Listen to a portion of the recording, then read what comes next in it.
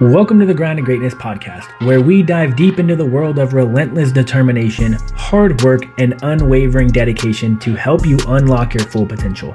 We're your hosts, Jonathan and Joseph, and your mentors along this journey to greatness. Each week, we'll bring you inspiring stories, expert insights, and practical tips where we've turned our dreams into reality through sheer grit and resilience. Whether you're looking to excel in your career, improve your health and well-being, or simply level up in life, this podcast is your go-to source for strategies, motivation, and the mindset needed to achieve personal excellence. Welcome back, guys, to another episode of the Grind to Greatness. This episode is brought to you by Facts Over Fads Nutrition. Are you tired of being bombarded by nutrition fads that constantly let you down or leave you worse off than you started? Our nutrition philosophy provides you with reliable coaching to make informed, healthy decisions in the direction of your goals. Our approach ensures a well-rounded understanding of nutrition, focusing on sustainable practices for long-term well-being. Our seasoned nutrition experts will guide you every step of the way. Whether you're a beginner or a health enthusiast, we're here to build customized programs to your unique needs. Receive customized nutrition plans tailored to your lifestyle, preferences, and goal. There is no one size fits all. Head to factsoverfads.com to get signed up today. What up, man? Hey, what's going on, man? How you been? It's been a while. It has been a while, I feel like. Yeah. Man, I've been good. Yeah. I've been gratefully unsatisfied. Absolutely, man. That's good. Yeah, man. Gratefully unsatisfied. Someone asked me the other day, actually, like, why aren't you ever happy? Like some people, they're like, they live on this, like, if sadness and depression was like 0 to 2, and then happiness was like 8 to 10, I live on like a 4 to 6, or maybe like a 5 to 7. Mm-hmm. I live in the middle.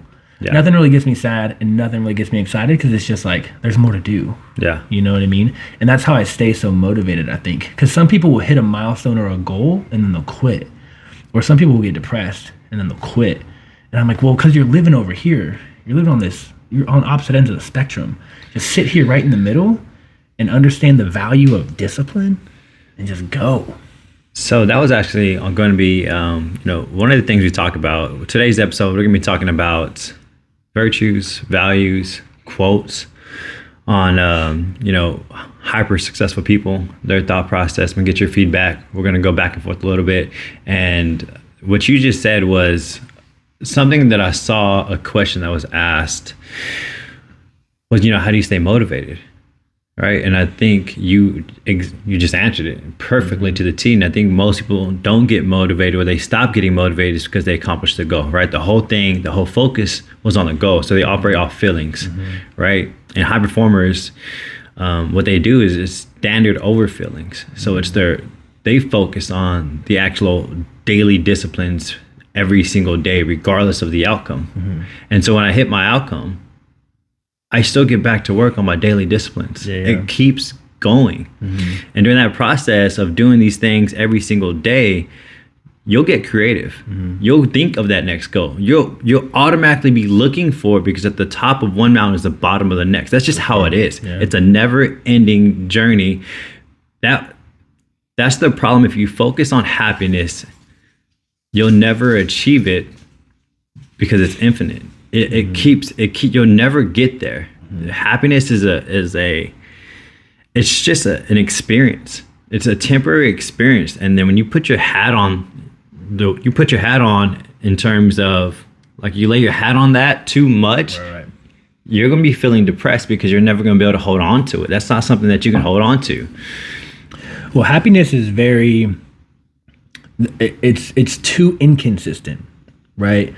Like, if you base your whole life around happiness, and people do this, and people chase happiness, and they wonder why they're never happy. Yeah. It's too inconsistent. Yeah. There's no, you get bad news from a family or a relative, and boom, you're crushed. And then something good happens and you're ecstatic. But then something bad happens. You're like, well, how did that bad thing happen? Everything was going so good. Yeah. What happened? Like, what went wrong? And so, and again, I think that's why I live in this middle ground, and just honestly being like never satisfied. A lot of people ask me, like, how much money do you want to make? And I'm like, all of it. Yeah. I don't know. All of it. All of it. Well, like, do you have business goals? I'm like, yeah, for sure. But it's just gonna be the bottom of another mountain if I hit that goal, right? 100K is the bottom of the barrel of the people who make 100K a month.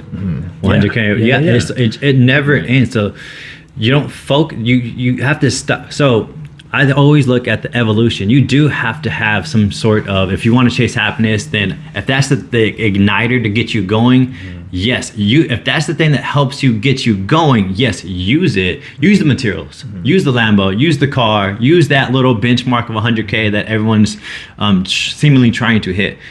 But then what you'll find out is you'll evolve. Like the evolution of your goals will start changing. And if you want to make more money, it's ultimately make a bigger impact. Yeah. And then you start serving, and then you start understanding a deeper sense. Yeah. It's funny when we talk about growth, we were talking about 2021 was obviously like our best year as a company. And then, I always, even back then I worried, how can we keep this going? What do we do from here? Because I was a new entrepreneur making more money than I've ever made my entire life. And I just I didn't have systems. Yeah. I didn't have, it just boom, business blew up, and you're struggling to stay afloat to deliver value. And that's pretty much all you can focus on, right? Yeah. And then I heard a great quote. Her name on Facebook is Jamva. And I was talking to her the other day, but she made a story and she said, everyone's chasing new leads. She goes, but what are you doing with the ones you already have? Yeah. And I was like, oh shit. I have 1,000 clients who have been with us before and have canceled, and I have like 200 people who have filled out a lead form and just never signed up. Yeah. I have 1,200 people that I kind of just, how are you nurturing them? Yeah. Right? What's send the them system? An email here and there. Yeah. Hey, blah, blah, how are you doing?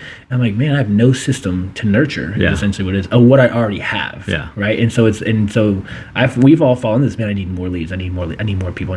But it's like, who do you already have? And what are you doing about it? And what are you doing with them? Yeah. And are you developing and creating relationships and trustworthy conversation instead of just like, I got a promotion going on, you ready to sign up? Yeah. Like, ignore, you know what I mean? Yeah. And so I was like, shit, like that's something I need to focus on. And obviously, like, she owns a virtual assistant company, and so her whole job is to probably nurture those leads right for you. Yeah. Her job is to get new leads. Yeah. And that's me. I'm the new lead. Yeah. To help me nurture the leads I already have, right? And so, but yeah, and then and it's just funny, I'm a forever learner, and we always talk about this. I click on so much stuff, bro. Like my algorithm is all jacked up. Like my phone has no idea what I'm trying to do. Yeah. And it's because I'm like, oh, that's interesting. Let me click on that. Oh, that's interesting. Let me follow them. Oh, and it's all over the place. Double-edged sword. It's what gets us started as entrepreneurs, that we stay curious, and but we go down bunny holes maybe longer than we should. Yeah. Right. Yeah. But then that's also on the same token is it's almost necessary to know, like, oh, that roadblock. You just hit a roadblock because you've been here too long. And so how to exit, then you get that next shiny idea, curiosity, and you go down that bunny hole and you hit a fucking another wall, and then you come back out, and it's how to stay focused. Right. Yeah. It's tough. And direction is helpful. Monthly, weekly, quarterly goals are helpful. And then also just like it's funny, I was in the dating world, I'm like, I protect the shit out of my time. Yeah. And then I was scrolling on social media doing absolutely nothing. And I was like, wait a second, I can't tell. Do you really protect your time? I'm like, wait a second, like something's not adding up. And so I started deleting apps. Yeah. I went through my phone. I was like, delete. It was wild. I was like, dang, I caught myself in my own bullshit. Yeah. But it happens to all of us. And I think it's so funny because most people are like, oh yeah, like the perfect life. Or I bet we talked about this, like you're so disciplined. I'm like, yeah, not really. Like I have a simple life, and that helps me be disciplined. Yeah. But I still have my vices, and I still fall into those ruts of, oh, I'm not valuing my time. I think, everything is always double-sided, right? Everything is double-sided. And addiction is actually good, and it could be really fucking terrible. And I think the people who are high performers, they have addiction problems. They're just addicted to the positive things. And so I haven't watched Netflix in so long. I haven't watched TV or episodes in so long. But my wife found a show for us. It's called Gentleman. Okay. And I was like, oh, I don't know, babe. I don't know if I want to jump into this, right? Because you know me. Yeah, I'm addicted personality. I'm going to go all in. Yeah. Because I don't want this to linger. Right. All right. So I am going to finish this. I'm not going to watch an episode with you. I crave to finish. Yeah. Right? Yeah. Sure enough, there's 9 episodes. Each episode's a fucking hour long. Boom. Midnight. Whole day's gone. 1 a.m. And I'm like, Jay, go to bed. I was like, no, dude. Commit. There's this competitive drive to commit, and I'm like, this is not why I didn't want to watch this show, because of this thing inside of me that is so undisciplined at this point, right? A disciplined person is now so undisciplined to the wrong direction. Hey, we are the same person, bro. My wife was like, what time you stayed up? I was like 2 in the morning. She's like, what time you gotta wake up? I was like, an hour and a half. And so I was justifying it, that little voice, that justification is like, oh, Jay, you have this little gap where you're not working in the day. You should be working on your business, but you just take a nap, recover, so that when the next day you can go back into normal routine, get back into your system. But that little voice is justifying, oh, just one more, oh, just finish, you've gone this far, Jay, it's 1 in the morning. Hey dude, I do that with Jack Reacher, which is a dude from The Office who's like a FBI agent, but he like special forces FBI agent. And then I do that with there's another one, big dude. It reminds me of John Cena, but it's not John Cena. And he's like a retired Marine, and the world's out to like kill him and his team or whatever. Yeah. Stone Cold? No, not Stone Cold. I forget what it's called. But those are the only 2 that I will allow that to happen. And seasons don't come out very regularly. No. And so, but when I do see that, I'm like, what am I doing Saturday? Well, hey, man. I want to kill the whole day. I do want to bring it back a little bit, that you say, you vary your happiness from around 6 to like a 4, right? And I think that's a strategy, because I want to say a quote real quick, and I want your feedback, because it kind of ties into this, right? It's good is the enemy of great. So when you sit at that 6 a little bit too long, or at 7 where you're just above, average is what, in the middle, 5, right? Average is 5 out of 10, right? We're going to at a timeline of 10. If you sit around 6 or 7, you're good. You're not fucking great. You're not at that 9 or that 10, but you're good. And so what do you think about that phrase, good is the enemy of great? Yeah. So from an emotional standpoint, for sure, I can see where I don't know what it would take to make me great. I don't know what it would take to make me like a 6 or a 7 go up to a 9 or a 10. I have no clue. I haven't experienced it yet. From an emotional standpoint.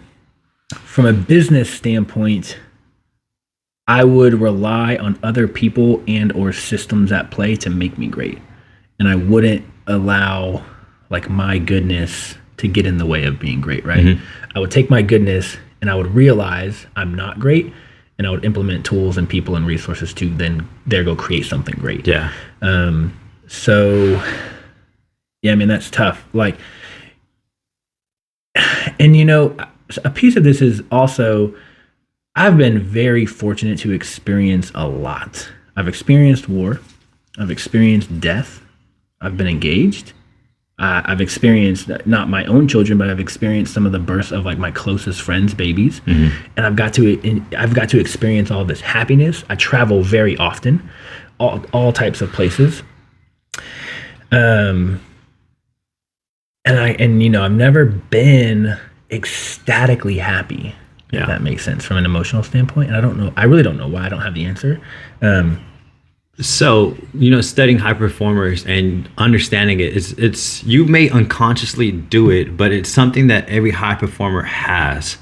And it's when you become aware of it, you can leverage it. It's knowing when you get into a good position, it causes comfort, and comfort scares us. I get terrified when I get comfortable because I know I'm not moving. And so I mentally put myself in a 3. Yeah. Like, I don't want to feel good right now because I'm like, I literally mentally go back into, I don't want to feel good about myself right now. Therefore, drives performance. And You then remember the quote I told you what was it? last week? Last week, we haven't seen each other in like 4 months. Complacency kills. Yeah, complacency kills. Yeah. And so that's where, something new. And that's why I like Unconquerable, is because we do a new challenge every month that actually challenges me. Yeah. It's things that I don't want to do. 100 burpees, sprint a mile. The fuck, I want to do that shit. And so, but again, it's just, for me, from a business standpoint, and actually from a relationship standpoint too. And I tell people this when I'm dating and when I'm meeting people, and I'm like, I don't want you to be the same person. I'm not looking for. We need to have the same hobbies and we need to have the same likes, and I'm not looking for that. Yeah. I'm actually looking for someone to give me a little bit of chaos, because I want to experience these opposite ends of the spectrum, and I can't experience it by myself. Yeah. I need someone that I care about deeply to bring me the 8, 9, 10 and the 0, 1, 2, 3. You know what I mean? Yeah. Because if not, while I'm on my own, I'm a fucking 6. Yeah. And I'm not moving. Yeah. You know what I mean? It's comfortable. Maybe that's why, you were talking about your move from San Antonio to Austin is you were sitting probably at that 6 or 7, just chilling. Yeah. And so now a piece of that comfort is, when I got to get up and I got to make sure I can pay the bills, I got to make sure I grow, I've got to make sure I do the things that I said I was going to do when I get here. And so that was a little piece of like accountability to get me out of the comfort zone and challenge me in areas that I've never been challenged in. And so Being good is dangerous. Yeah. It's dangerous. It's a place that's going to lead you to complacency, which is going to lead you down a path of eventually losing everything, because the world is moving, the world is progressing, and if you're good and you're complacent, you're going to get left behind. It's continuous. Inflation, everything is, if you aren't constantly trying to get rich, you're going to end up poor, because the scale is continuously rising. Yeah. Like, it's never ending, and you may be up here right now, it may feel good, but there's this unseen scale that's tipping upward that you're going to get left behind if you aren't continuously trying to be the best husband, if you aren't continuously trying to become rich and wealthy, if you're not continuously trying to take care of your health, right? If you aren't actually trying to become the best at these things and improve that scale every single day, it's the unseen tax. You're being taxed without knowing it. And that's the whole premise is like, what's next, right? Yeah. Great. Like, yeah, you're good right now. Or maybe even when you get to great, that's now your new good. Yeah. So you've got to go again. What's next? What's next? What's next? And so that, for Facts Over Fads, it was like, hey, we've got 300 clients, 400 clients. Hey, I hired an assistant. Hey, I hired a coach. What's next? What's next? Yeah. More coaches, more clients, more marketing, more this. And so again, it's a little bit of, again, even when you become great, that's now your new good, and you have to realize that. Yeah. Or to your point, you'll get complacent, and you're gonna get left behind. Every single time I got complacent, every single time I made a bunch of money, I had stopped doing my daily disciplines, and I got very comfortable. And every single time, I've almost lost everything. Yeah. And it was that burn. It was God telling me, "Hey, you're not honoring your time. Okay, next time, rise up again." Somewhere I stopped doing daily disciplines, or I might slack off a tad bit. And once again, you're not honoring your time. God would tell me this. Yeah. And I would come crashing down again. Yeah. And I've actually taken a deep dive into trying to bless others. And so we're working on something. I'll probably share it in April, but just like being there for people, you know what I mean? Like, a long time ago, I bought tickets to Shane Gillis. And I was like, I got 2 tickets, parking back, everything's paid for, ready to go, and the show is in like a month. And my buddy in Dallas is like going through a really tough time right now. And I was like, let's fucking bring him. Texted his wife today. Yeah. Like literally on the way over here. I was like, hey, can I steal Colby fucking from April 16th and 17th or whatever? And she was like, yeah, let me see what we got going on. She's like, no, you can take him. Where are you taking him? And I was like, oh, we're going to go see Shane Gillis. And she was like, oh, I'm not going to tell him. What is that? He's going to love it. Shane Gillis, he's a comedian. I've No idea. Who that He's a is. comedian, bro. Super funny dude. But going through a super tough time, 3 daughters, like around feminine energy all the time, right? Yeah. And she messages me and she says, "Hey, I think he's struggling. Can you reach out to him? Like, give him some bro talk." And I'm like, "All right, cool." And so yeah, I try to bless. I've been trying to bless other people. Okay. And that also helps me feel great. I was talking with a client the other day and I was like, we don't understand the impact that we have on each other sometimes. Yeah. And all it takes is like a little bit of effort to do some really great stuff. They said the number one cure of depression is to go serve others. Oh, for sure. Because depression is you're thinking about you the entire time. But when you go serve others. 1,000%. 1,000%. When I was in San Antonio with my church, we would go feed the homeless like once a month, maybe like once a quarter. First time I did it, I was like, man, I'm scared. It's so uncomfortable. They smell, blah, like thinking about myself. Yeah, absolutely. Right? Man, we get done. Oh, I feel like I'm on top of the world. Yeah, you feel amazing. I'm like, what? I don't know, how do I do this more often? Yeah. And I told the story about when we blessed that bartender in Amarillo. Yeah. Gave her like $1,500, $1,600 just for being a kind woman. Yeah. Bless her. She's crying. She gives us hugs. Like, man, you feel on top of the world. Yeah. So we had a question. I don't know if it was the first Q&A, one of the Q&As. And somebody asked, how do you find your next goal? Mm-hmm. And, thinking about that, we had trouble answering that question. Mm-hmm. We did.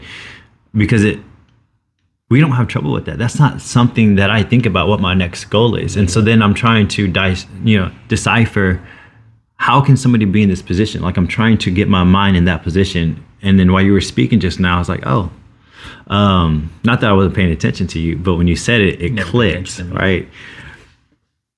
So what I came to find out just now, a little epiphany, is you don't know what your next goal is. It's because you haven't built the skill of self-awareness. Because when you have self-awareness, you get to see all the gaps. Mm-hmm. Example, I wanted to become a little bit more intellectual when I speak, and so I was moving into Stoic philosophy, just becoming more deep, right? But I had to realize there's a pain point. There's pain points everywhere. It's just an awareness, and maybe it's a terrible thing. It's a good thing. Everything's always good or bad.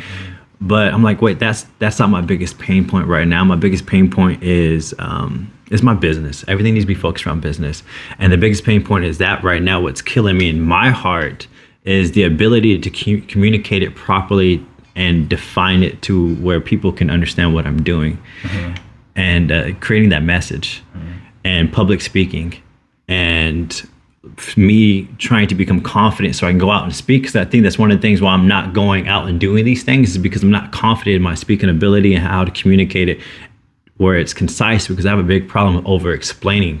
Massive problem. If you look at my posts, they're long. It's because I'm over explaining. I'm not very good at being clear and concise. Mm-hmm. And so I switched up. I was like, hey, I need to learn how to storytell. I need to learn how to present. I need to learn how to speak in a manner where I can breathe and have control. Right. So I started reading these TED Talks. I stopped, reading about Stoicism and pivoted to public speaking, creating a story, being clear and concise.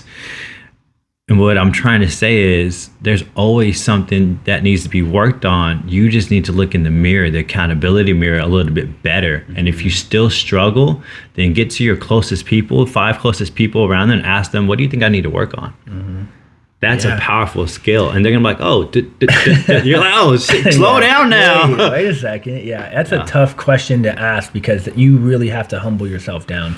And I don't think a lot of people are ready to hear their flaws essentially, or where they're lacking, right? It's very tough. And so, yeah, I agree with your advice. I just think that is a very tough. Go ask your spouse, where do I need to get better? And be honest. Because baby, I love you no matter what. No, absolutely no. There's something always we can work on. And so, like I told you, I treat my relationship like a business where we quarterly, monthly have these discussions, and weekly, how do we do this week? And I want to talk a quick little story. It's a little side story, but it reminds me of one of the stories that you had with one of your last girlfriends. And it was an epiphany that me and my wife recently had, because me and my wife don't argue as much, because we're great with our communication. We built that over time. We used to be the absolute toxic relationship where we would never come to a conflict resolution. It would always be eating each other alive, and then not talking for maybe days until somebody bows down, and then we forget what the fuck we were arguing about in the first place, make up sex, and then just move forward. Like, we never actually fixed anything, right? And then so, we learned through years of communication that we rarely fight or argue. But recently we had one of these heated moments, and that couldn't be solved. And so it reminded me of, what happens, what do you do in a relationship when you can't solve it and things get heated, right? Are you the person who wants to, you were telling me that you had in a relationship with the pilot, and she always just wanted to fix things right then and there. And you're like, it doesn't need to be like that. And so me and my wife can always sit down and talk. But then as we were talking about the problem that we were having, it was a little bit silly, but we were getting to the point where our voices were rising, and I was trying to stay calm. But once you get to the point of rising, your voice, emotions automatically take over, and you can no longer talk. Because you're just going to be criticizing the other person. Like, you're not logically thinking, and you become flooded, and you go into your fight or flight, and there's no sense of even arguing anymore. And so my wife was trying to come to an agreement, and I said, I can't talk to you right now. Like, I literally can't talk to you right now. Anything you say, if you even apologize, I won't even accept it. Like, I'm emotional. Right. Like, I have to stop. Nothing you can do. There is, like, you can kiss me, you can love me, you can do whatever. It's right now, I got the wall, it's high. All right. You're not getting through. You're not going to get through. No. And so she's like, I don't understand it. Why can't, emotions are high. And I was like, well, your emotions are high. You aren't thinking clearly. And you're saying some things that probably shouldn't be said, right? And I was like, I need a pause. And then this comes to, I want to talk about is a pause healthy? Is that something that maybe you should communicate with? Because I got some new information. I wanted to hear about your information because you had the same similar situation. I want to know how you went about it. And I'll tell you what I learned, because I'm always about learning after the situation. Man, yeah. We should do an episode on just my relationships. No, we'll definitely. probably have a whole season. Yeah. So my biggest problem with that, and it's a little bit different than yours, but so in the beginning phases of dating, like I just said, like, I want you to bring me some chaos. I don't want you to be this perfect image of what you think I want you to be, which is part of the problem. She wanted to fix everything in a way that I wanted it to be done. And I was like, no, I want you to do you. I want you to be yourself. I want to know who the true version of who you are. And so it caused, like, I wasn't getting through to her, she wasn't getting through to me, and like there was this disconnect, right? And so now when you ask for a pause, I'm naturally the person who doesn't want to pause. Okay. I want to fix it right now. If there's an issue, whatever it may be, right? Yeah.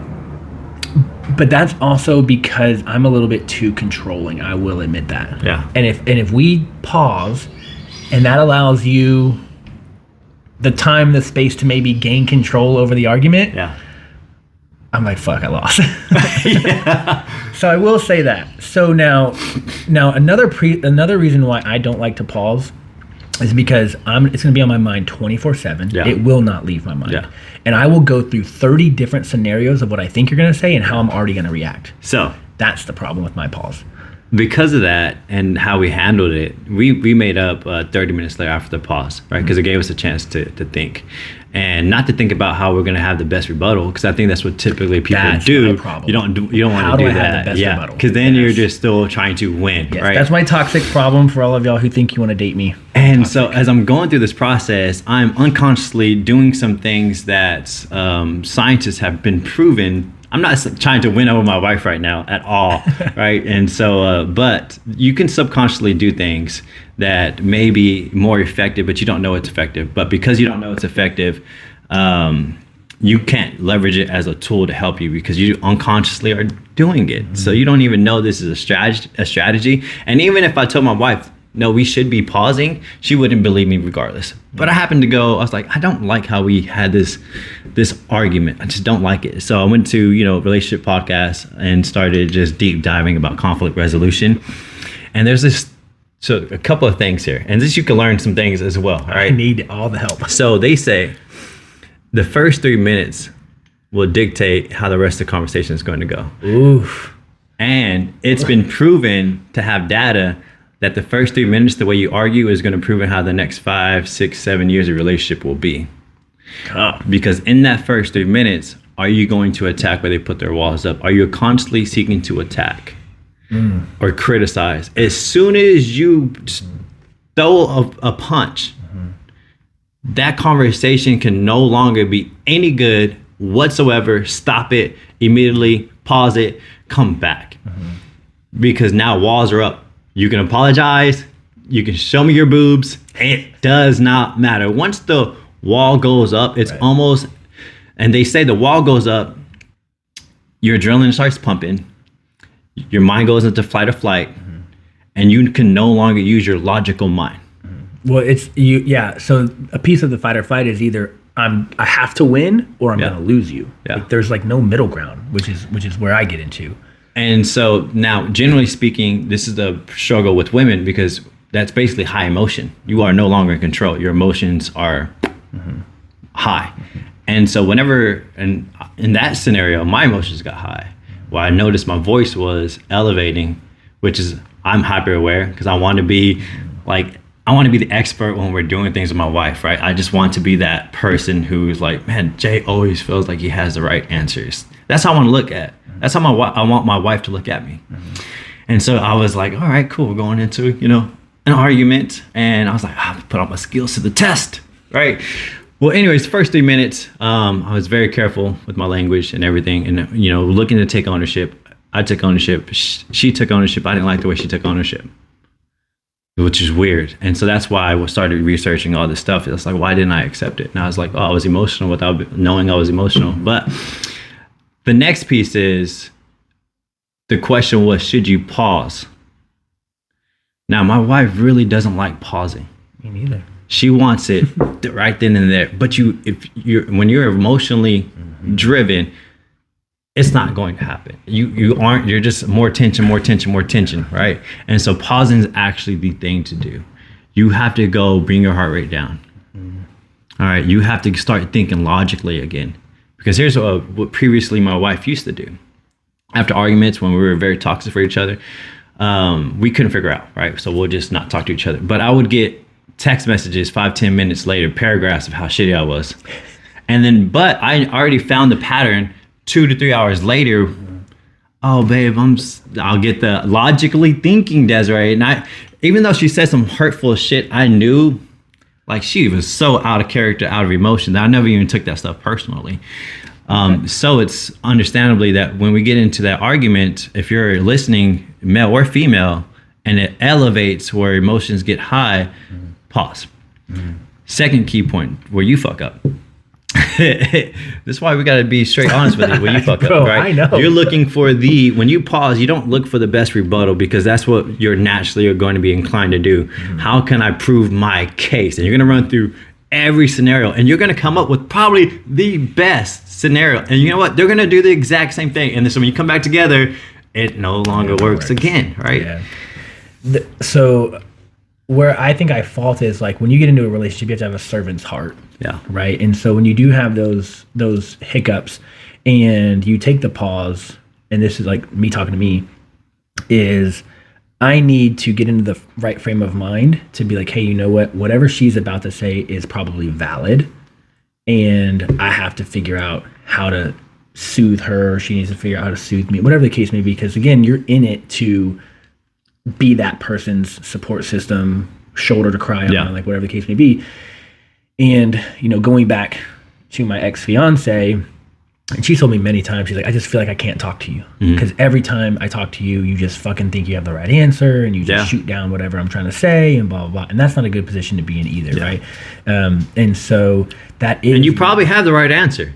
And you probably have a better answer, right? It's and not what they're looking for. Yeah, exactly. Right. And so that's where and we talked about this a couple podcasts ago where, you know, I had the nurse who lived with me for a while and she said, do you want me to listen to you or do you want me to give you feedback? Yeah, that was some great information that I've received. And so sometimes people don't want your feedback. They just want to vent and they just want you to be the shoulder to cry on, right? Yeah.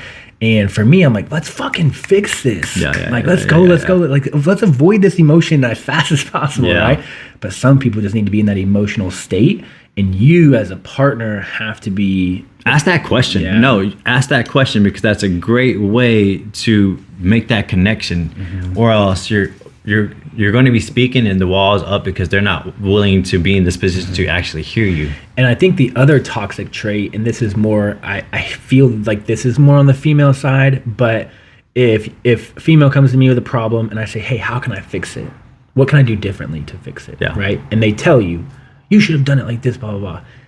Okay, month or two goes by, same scenario pops up. You go do the things they asked you to do, and they say, you're only doing it because I fucking told you to do it. And I'm like, that's the tough. Point. Yeah, that's toxic. That's right? Super toxic. Like, yes, I didn't know how to handle that situation. The situation came again. Yeah. I handled it the way you wanted me to handle it, but you're telling me it's not genuine because you had to tell me to do it.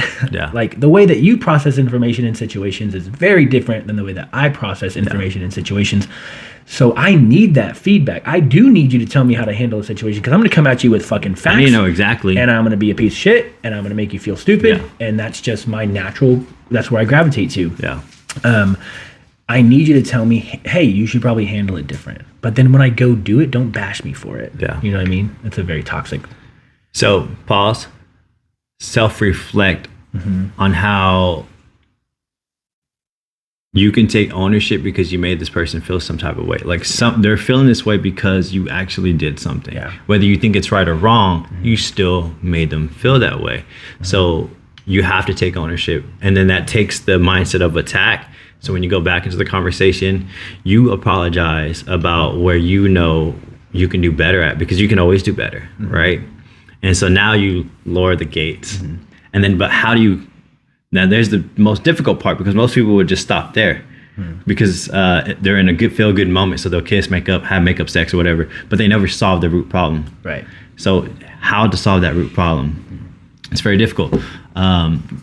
First, you have to express how you feel. Okay. I'm a feeling. I'm frustrated.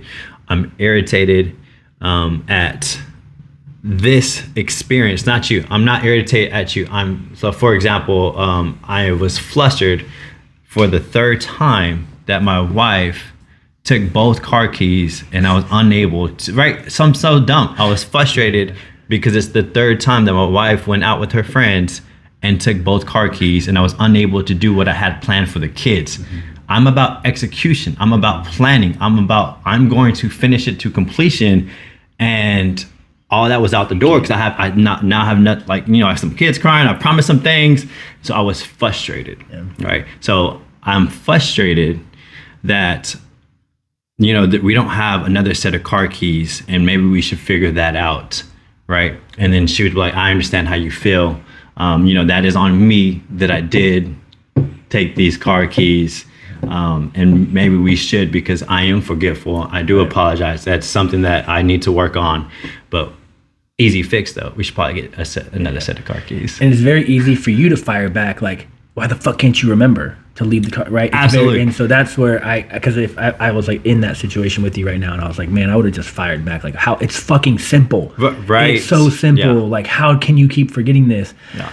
But people operate differently, which is so tough. And this is why I'm not jaded at all from like relationships or people or clients, right? So I was talking to a client the other day and she was like, how's your day going? And I'm like, you do not want to know, right? Like other clients are acting wild right now, like canceling and screaming and you're a piece of shit and all this stuff. And she's like, how do you come to our calls like so calm, cool, and collected? And I'm like, well, I will never use another client's situation or relationship with you because you're a completely different person, right? And it's a true ability. I wanted to make a post about it. I learned it from like my mentor, Lawrence, and we've talked about him for a little while. And he was like, dude, you got to be ready to go from one client who's getting married to one client who's getting divorced to one client who just got a new job to one client who just got fired. Like, you have to be ready to roll with the emotions, and you can't carry one set of emotions into a new conversation or relationship. And so that is something that I have really learned the past couple years, is, everyone's different. And just because I think it's so simple and it should be common sense doesn't mean that you think it's so simple and that it comes to like common sense to you. Yeah. Which is very tough, and it's a very humbling situation. I'm like, God, they just like don't understand. Yeah. And so I applaud you for maybe not firing back, or did you fire back? So how it escalated wasn't that. The way it escalated was I told her I was frustrated over the phone, right, while she was out. I probably should not have done that. I know better not to ruin somebody's time. I knew, so that's why I fucked up. Okay. Yeah. I've never, when my heart goes out, I don't text her, I don't call her, I don't do anything. I want her to be completely in the moment. And I pride myself, right? Because most men, or what time you going on? What are you doing? The kids are acting up. No, right? Then you ruin the whole experience. So I pride myself. So if y'all aren't listening to that, that's like the best piece of advice. Yeah, well, that is huge. Treat them the way you want to be treated. Yeah. I want to be treated like that too. Yeah. Don't fucking text me. Like, I'm having a good time. So huge, yeah. Right? And so treat people the way you want to be treated. Yeah. And so I'm very prideful in how I treat my wife. Like, I love it, right? Because I put so much energy and time into it. And I was like, You're okay. still a piece of shit. Fuck no, well, I was a piece of shit that day, right? Because I was like, I was fired up in my feelings. And so I called her, but I wanted to call her in a way where I was not upset, but I came at it upset, right? So that's where I mixed. Anyway, she did exactly what she needed to do. In that moment, she apologized and took ownership, something that she that she struggled with for a very long time. But I didn't accept it right then and there. And we hung up. We didn't fight. She took ownership, but when we hung up, it lingered. It lingered because it wasn't fixed. Like the root was not, we didn't come up with an actual solution so this doesn't happen again. And so now I'm fucking just chilling there. Like now I'm like now everything's getting a little frustrated because it's an unsolved problem, and I did not accept her apology. And I've always told her, as soon as you mess up, take ownership. As soon as I mess up, I take ownership. But I couldn't really understand why I did not receive it. And then so when we get to, she gets home, I'm not happy. You could feel my energy. And I was like, we need to talk. Not in a crazy moment, right? But we need to talk, right? And I figured we're going to have one of our normal, just deep conversations. And she got irritated at this point that we're still having a conversation about it, because in her head, we already talked about it. Jay says, when I apologize, it's done. And so that's where I did everything you told me to do. Yeah. And now you're upset. And I was like, I understand that, which is why I'm trying to figure out why I'm upset, right? Because I don't want to feel this way. Right. And so she's like, I can't please you. And I'm like, no. I was like, I'm trying to let you know I feel a certain way. That I told you, yes, do it that way. But I'm thinking over the phone is probably not the apology that I actually need. I think I need, baby, I do apologize for X, Y, and Z, and some love with it. And I was like, maybe next time, yes, you might need to do a double tap. So, man, when we hang up, I want you to call me back. No. Apologize again. Not apologize again, but if it's over the phone, it just doesn't. I don't feel connected to it. It feels rushed. It feels like, hey, just trying to hang up type deal, right? Yeah. Well, she's out with her friends. Right. I know. I'm trying to figure it out because I don't want to feel this way. And I was like, I'll accept that. Like, cool. But when you get home, come back and just love me and apologize and own it. Because I know I will receive it that way, because I couldn't receive it over the phone. And that's where the argument came. And that's where we couldn't come to agreement. Now you want me to double apologize? I was like, babe, let's try it out, because I'm feeling this way. You're emotional. Yeah. Okay, alpha man. And so as we were going through that, I was letting her know how I feel and how I wanted her to treat me. And then I go listen to this podcast, and that was the 3-step process. Let them know how you feel and how you want to be treated. And then I listened to it. And she's like, oh shit, you trying to do that? I was like, oh yeah, I know. I unconsciously was trying to do it, but she wouldn't listen to me. But when we get experts involved, this is why you have to be learning together, because I knew God sent this podcast straight to me because we recently had this exact discussion, but we were so unconsciously doing maybe the right things and the wrong things.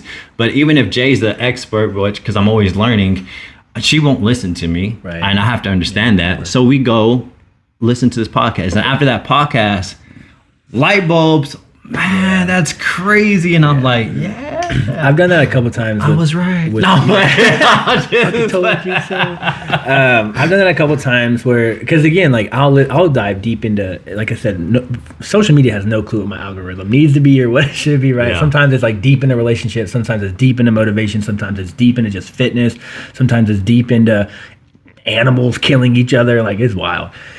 And so I sent a podcast like that was talking about relationships and, core values of a relationship and how to communicate with others and how to learn through people's traumatic past and how that presents itself into present situations, and why people react, communicate the way that they do.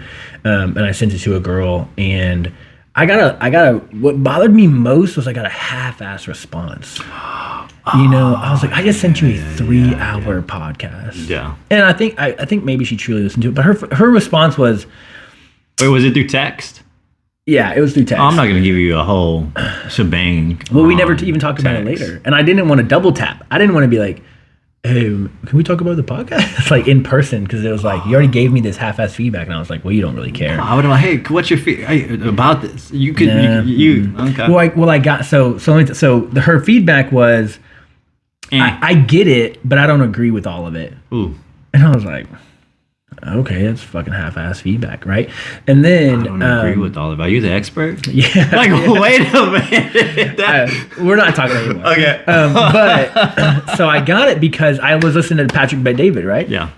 I think it was Patrick Bet David. Oh, I don't want to put words in his mouth. Damn it. That's a problem. But, so he said, when him and his wife went on their first date, they read...